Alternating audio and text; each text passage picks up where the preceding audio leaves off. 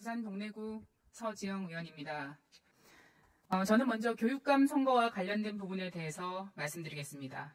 안타깝게도 지난 8월 30일 서울시 교육감이셨던 조희연 전 교육감께서는 직권 남용죄로 그 자리에서 물러나게 됐습니다. 따라서 10월 16일 우리 서울 시민들은 다시 교육감 선출에 임해야 됩니다.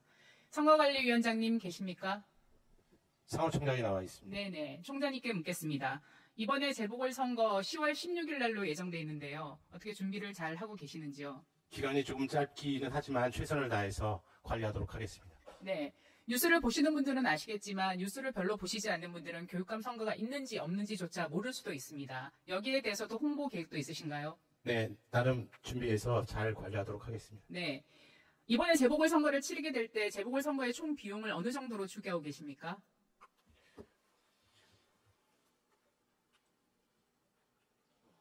500억 정도로 지금 추계하고 있습니다. 500억 정도로 추계하고 있습니까? 네.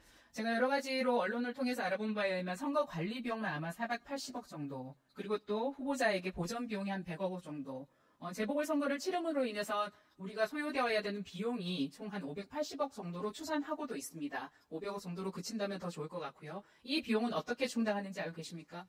네, 일단 서울시가 예납하도록 되어 있습니다. 네. 이번에 결산 심사를 하면서 지방교육재정교부금이 불용 처리된 것에 대해서 많은 분들이 질타를 하셨습니다. 그러나 교육감의 직무 남용 때문에 일어난 이 비용은 결국 혈세로 충당하게 됩니다. 이것이 더 큰 문제 아니겠습니까? 픽선제 선출 이후 서울시 교육감 4명은 모두 전원 유죄로 사법 처리되었습니다. 조희연 교육감이 3선제였기 때문에 모든 교육감들이 사법 처리되었습니다. 이 결과를 놓고 보고서라도 저는 교육감 직선제라는 선거 제도가 이미 실패한 제도임을 증명했다고 생각합니다.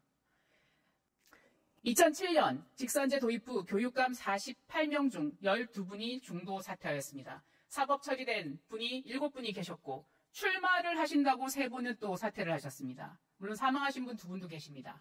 현재도 재판 중이신 분들이 계십니다.